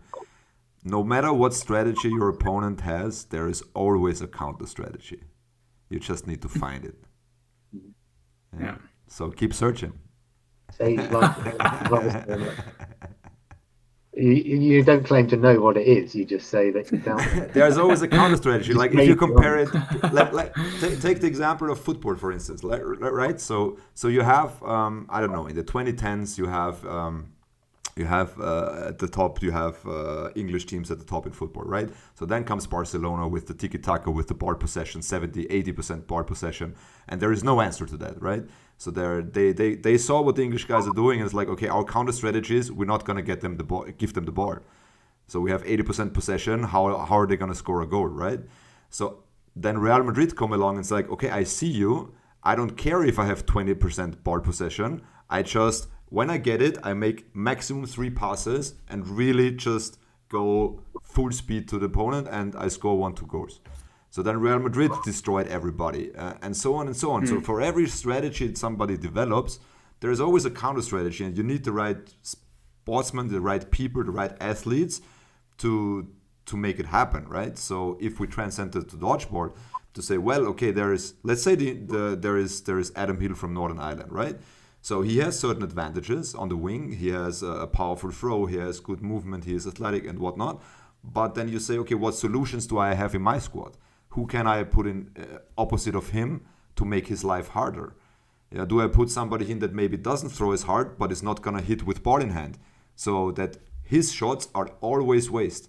If he targets the opposing player with ball in hand, there is 1% chance that this is a hit, because the blocking ability of this counter player is so good. If you have that player, that's a viable counter strategy. And if you think that way, all back and forth with each player in each game, then it gets very complicated, and then then you have to work on it. But yeah, so that's just my input to that topic, because I find it very fascinating. But what are your thoughts on that? Well, I think a good counter for Adam Hill is to still compete as GB, and then you get to play with him. That's the best strategy. The same goes for all the NI guys. I'd rather they were on my team than someone else's. But, yeah, no, I think you make a good point, and I think that level is where it's got to. That's where the differences are.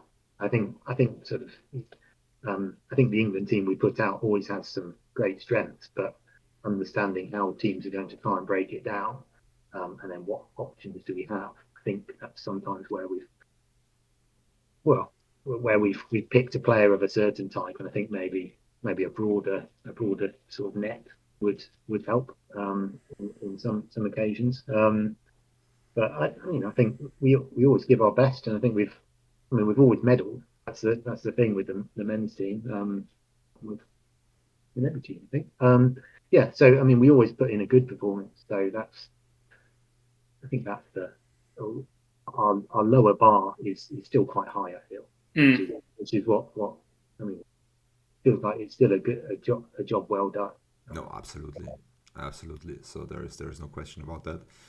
Well, yeah. So then, this was Newcastle 2019, and then unfortunately, all over the world, COVID happened, and no dodgeball was played, and no international competitions were held, and this is a very, very sad time for all of us. But luckily, in 2022, we did return to the European stage, and we did return to Euros, which was in the Netherlands, in the very small but wonderful and beautiful city of Drachten. And we came back with a bang, I would say. And we don't have to recap the entire tournament, but I can. If you don't know what happened in Drachten or how the competition was, all the games are available on the live stream of the Dutch Federation. So check that out.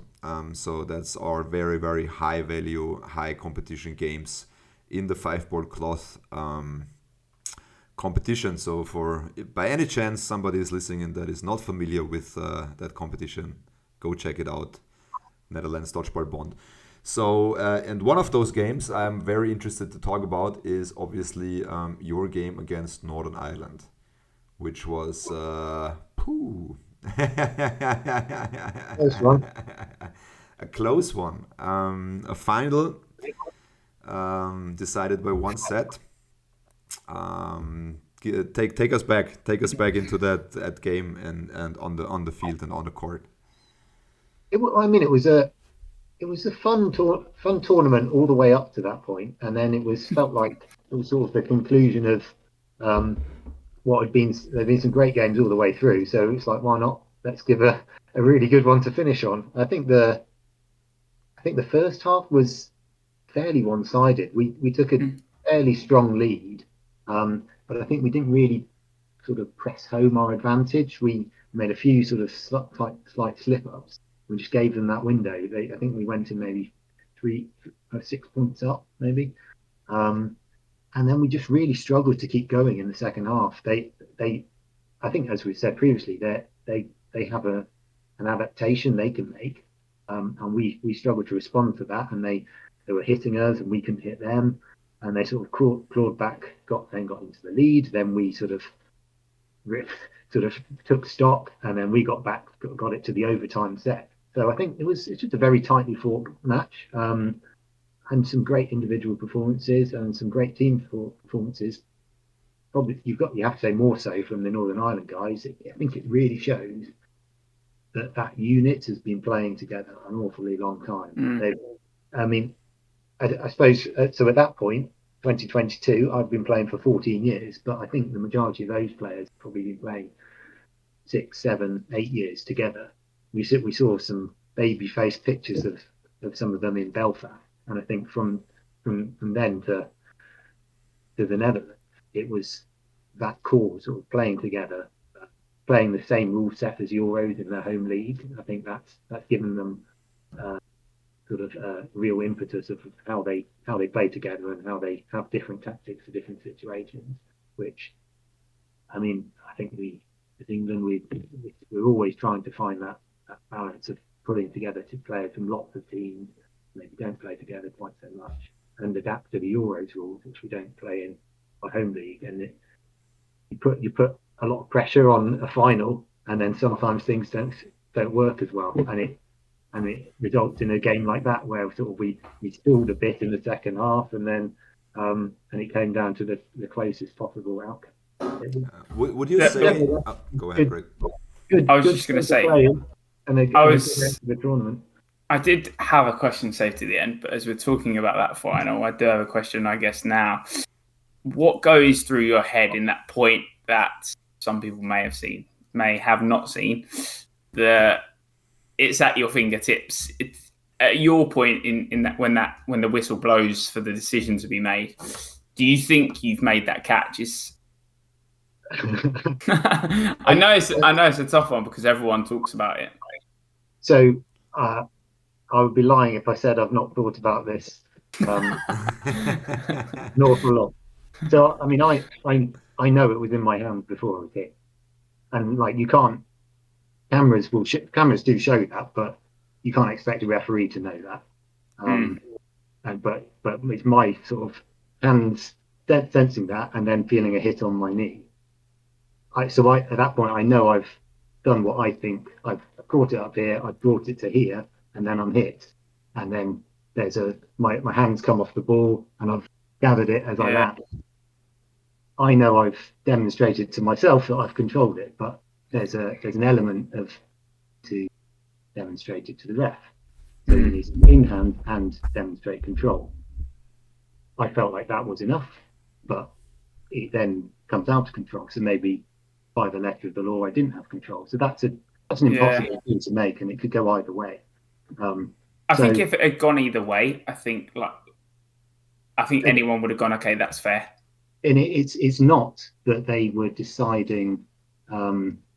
They were trying to split hairs on two occurrences that were very close, because I definitely had. I think I lost control after I was hit. So that time period wasn't hard to pick. So the rules don't really help the ref in that situation. The rules generally do, in that if you see it's pretty much simultaneously, you give the captain out. Whereas there it was made like they had to judge whether possession and control was demonstrated, which rules don't say it needs to be for 0.5 of a second before they lose control. Like what happens if someone makes a catch, but then the ball hits or they've just caught and it falls out? Yeah, I think that's one of the challenges. That's one of the challenges of our games, right? So much happens so fast, and what people tend to forget if they're in the dodgeball world, we are the only sport that uses balls where there is more than one used at the same time. So in football you have one, in basketball you have one, in volleyball you have one, in handball you have one. So we do use 5 of them at the same time. So we need to have refs. We have to have multiple refs, and even then, it's very hard to see everything. So the challenge obviously is to rule it correctly, especially in these very close situations. And at some point in the far distant future, VAR systems probably will be necessary. We're not there yet, so don't get me wrong. But so it's just too fast, and it's just too many balls, and it's just too much happening at the same time. So the refs doing the best I can. So I've experienced this now for 7 years. So it's tough for everyone who hasn't not refed. Go try it, especially from the side or at just one guy or one girl. So that's the challenge, and this instance obviously is one of the examples where it gets very, very close. But there's no clear decision that's right. And I absolutely do not hold it against any refs. Yeah, no, because for sure. Yeah. I think for that tournament they've done an exceptional job, because I think, as I'm sure we'll touch on, the standard, given that there'd been COVID, was again improving, and we weren't quite sure what we were going to see. But so many nations had trained while we had that break and come back way stronger than they had been. It just means things like the reffing are even that bit harder, because teams are playing at such a high level. Well, also the referees get more experience, and the referees also get more games to ref, and they have leagues to ref, and they have international tournaments to ref. So there is also a developing scene on, besides the players that people might not see or recognize that often. But there is an international referee scene now established. There is an international or EDF media team now established for covering all the games and all the events. So aside from the game itself or the playing the game itself, everything is growing. So that's very, very nice to see, and that is a lot of fun to be a part of, I would say. Yeah, okay, then I think we can jump to the last one. Let's see what last shirt there is, and we go to 2023. Last year in Croatia, we had at the end of the year the biggest Dodgeball European Championships ever, and we had, I would say just straight away, even if I myself hosted one, we had the best venue yet, and we had the best logistics and best structure yet, and we had so many new good things. We had infrastructure, we had volunteers. Shout out to the volunteers. That no pay, being in the venue, I don't know, 15, 16 hours, setting everything up, doing everything. So that was a huge step up. And yeah, Alex, how was it for you from experiencing as a player? How was that feeling? I think of all the tournaments we've had, it felt the closest to a professional athlete experience. It was you just didn't have to think about, like, so many of these tournaments we were talking about. You have to find out, I don't know, where you're staying and how to get to the venue, and what is our court, and what court are we on, and you end up reffing centre ref quite a lot, or things like that, where it was just all flowed very, very streamlined, and yeah, it just felt as close as you could get to being sort of a professional athlete experience. And yeah, credit to the guys that organised it. It was yeah, it just felt like the real deal. I think if every tournament is in that kind of venue with that kind of setup, from now on, I think we've got the foundation for it to be sort of that professional sport we want it to be. I think the fact that sort of there's seating that is gradually filling every year. I mean, there was definitely more capacity for spectators, but if we go to a country with a venue like that, with a sort of a ground base of players, and players that are sort of willing to come and spectate and support the tournament, then yeah, it's we're gonna get the atmosphere that you get in all sort of professional sport. Very well said. No, I'm totally with you. So I think this was again a step up. We again had new nations competing. We are growing in participants. We're growing in programs. We're growing in national activities. So that's very, very positive to see.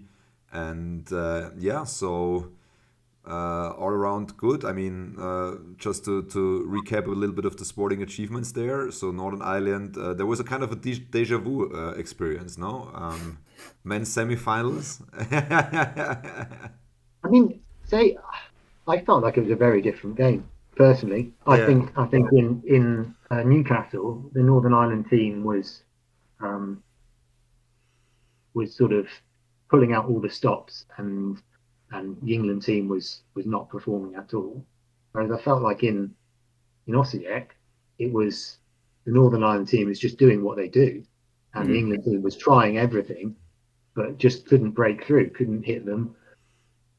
I think in sort of Newcastle, we were on the same sort of level, whereas that Northern Ireland team is the sort of adhesion they have, and they've only grown on,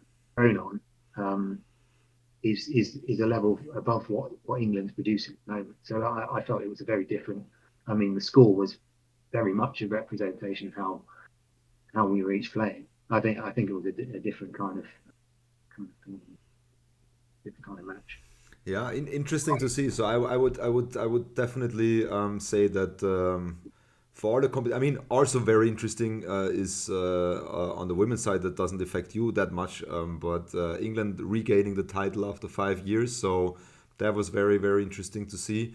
and we had 3 different winners in 3 different categories. So also first on a European level to say we have men's mixed and women's 3 different nations on top. So I think throughout that we had some surprises. We had some newcomers finishing very high. Spain taking 4th place. I think everybody would have lost a lot of money on that. Croatia making it in the top 8 as host in the mixed competition. As you're wearing their shirt. Which player is this? 27. I don't recall. To be honest, Okay. it was a last minute swap. It's good to have. I always try and get the host nation. You'll have seen that I don't have Netherlands, so I need a Netherlands. I'm pretty sure you can get a Netherlands still. I mean, Sweden 2011, I would be surprised if you can get. That's kind of hard to get. A budget clothes shop, and then went sort of drew on £3, I think. But you need this. You need the ones without the sleeves, right? So it's not allowed to take one like how they're wearing it now. You have one of the originals. You have to have one. That's a challenge. You just need challenges. I'm giving you one. So I definitely need try and get every host nation. I mean, maybe before I hang up my dodgeball shoes. Well, that's I think for me the last big issue to tackle would be after we covered now the way from 2008 to 2023, where you have been playing dodgeball and international dodgeball since 2010. You are still 34 years young, so there is a lot of room. What is to be expected of the future for you on and off court? I mean, I enjoy playing dodgeball. I mean, if I didn't enjoy it, I wouldn't have kept playing for 14 years. And there's probably nothing more enjoyable than performing in part of a team on the biggest stage that you can. And I mean, there's world competitions, which obviously we're eyeing up in the summer. But Euros has always been that sort of the pinnacle of dodgeball, really, for me. And it's always been my priority. I enjoy it too much to not want to keep pushing to the next one. And if a point comes when I don't get selected, which inevitably will happen, then I'll assess my options and see if there's a bit of room in the commentary box or a bit of room behind the scenes max with a spreadsheet or whatever. Because Boris has given an awful lot to me throughout the years. So I definitely feel there's an element of sort of almost a debt to the European tournament that I'm happy to sort of get involved and help it. Yeah, I think you're there. You have the good years still ahead of you. I mean, LeBron is 39. There's still stuff you can do. And I always say, and this is something I firmly believe, dodgeball really, really, really, really relies on experience. And if you have seen everything on court, if you have seen every move, every counter is saved in your muscle memory, every play you say, okay, if I do that, this is most likely that happens. So this experience being on court so much is a huge element. For me personally, I would never underestimate that. So if the 38-year-old, 20-year-long dodgeball player comes to me and says, do I have a shot in your team? I would very much lean towards yes. So that's just my opinion because I value it very much, experience in this game. Well, I think increasingly with whether it's an England team or sort of my club team, sort of, I think I'm lucky in that my playing style kind of can fit to a variety of roles. I mean, it started as a winger. I quite often play central, but then I'll sort of I'll run from the middle ball. I'll do anything, and I can sort of fit into those roles. So increasingly, I'm sort of playing alongside players that are maybe delivering certain aspects, but I'm sort of almost coaching people on court and forming the team around me, which I mean I've probably been doing for the past 4 or 5 years. But I do think if I didn't feel I was adding value to a team and I was just there because people didn't want to try someone different, I probably wouldn't enjoy it so much. But I still think I add a lot of value to all the teams I play on, and I'll continue to do so until it isn't as fun. But I don't see that being anytime soon. So there'll be more Euros hopefully in. Yeah, so there will definitely be more Euros. So the events are gonna keep coming. So I do have one last question from myself, and then I'll let Greg finish off the pod. The one question is this: in 20 years' time, Alex, from now, when you're at the young age of 54, what is your role in the dodgeball world? And I give you 5 options: be retired and do nothing, be a youth academy director, be a coach, be an executive, or be a TV pundit. And it's not be sensible runner for the England. Because at the moment, That's no one I would put it in the category unlikely, but yeah, you can answer with the 6th option. So I don't care. This 5 is what I think are the most fun to know. But give us a 6th or choose one of the 5. I think I've liked running tournaments whenever I have the opportunity to. I think having played sort of at the highest level, I get what's valuable to players. So I think that's something that I'd always want to sort of be involved in. So maybe would that fit into your categories? Sure. So Maybe you'd be a tournament organizer in the Champions League. Yeah, something like that would be good. But I mean, there's so many aspects to dodgeball. I think I just want to give back in whatever way I add the most value. I mean, it wouldn't if there was billions of pounds or euros floating around in dodgeball to be able to travel the world and grow the sport in other countries. That would probably be like an ambassador role of some sort. Yeah, something like that on a nice healthy salary. You just want to travel the world, Alex. Islands need dodgeball, don't they? Yeah. Well, right. I did have a lot of questions, but a lot of them have been answered throughout. So I do have 2. Who is your favourite ever player to play alongside? And you might break some hearts here. To play alongside. This is really tricky.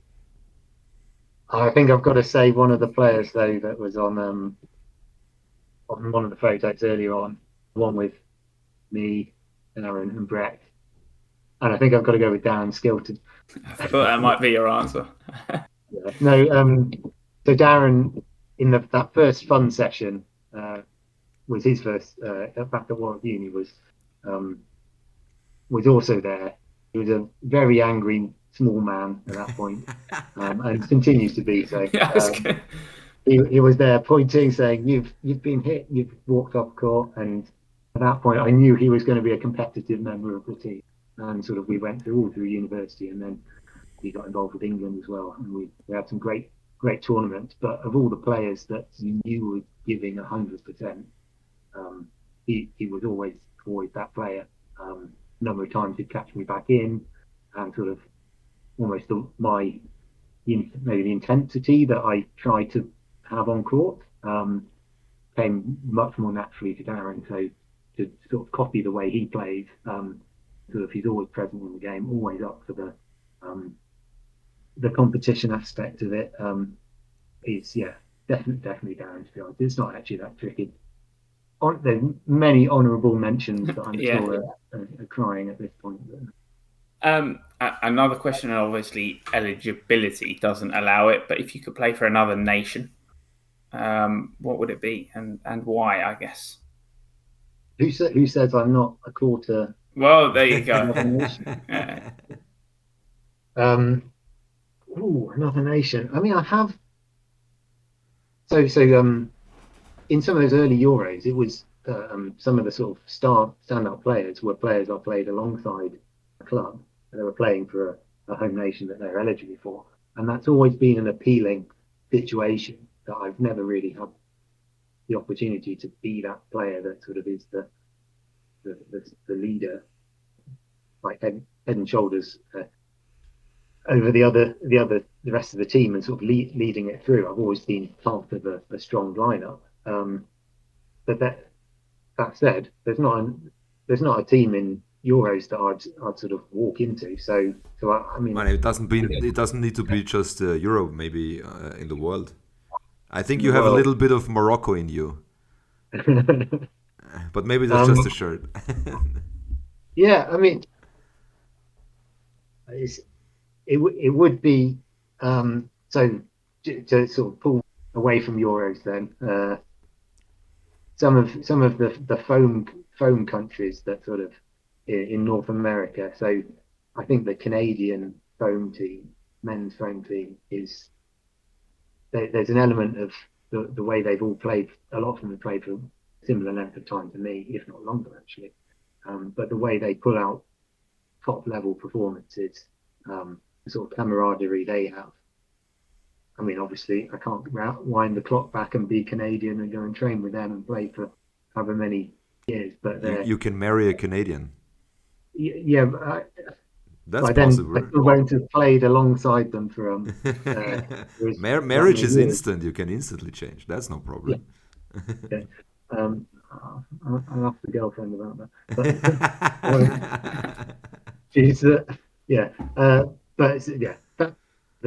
from all the teams I've played against that sort of look to have that cohesion, that's something really special. That's certainly one of those teams that the Canadians really, but so many other teams have that. Something really impressive about the way they conduct themselves, as well as the way they enjoy the sport. Kept going and winning and competing really well. So yeah, that would be my dream team to go and step on court with.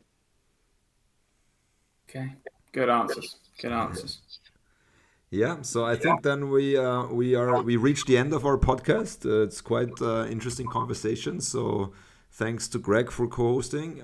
Thanks to you, Alex, for joining and giving us all your time and the insights. I think there's a lot of old memories that came back to light. A lot of interesting aspects or viewpoints. And to our viewers, I hope you enjoyed it. I hope you will keep watching us, and you will be there for the next ones. And just as a heads up, so there will be a pod every month. And if it's interesting for you, then maybe we have it more times than once a month. But that's the plan for now. So thanks to everybody for watching. Thanks to everybody for listening. See you in the next one. Bye. Thank you. Thanks, guys.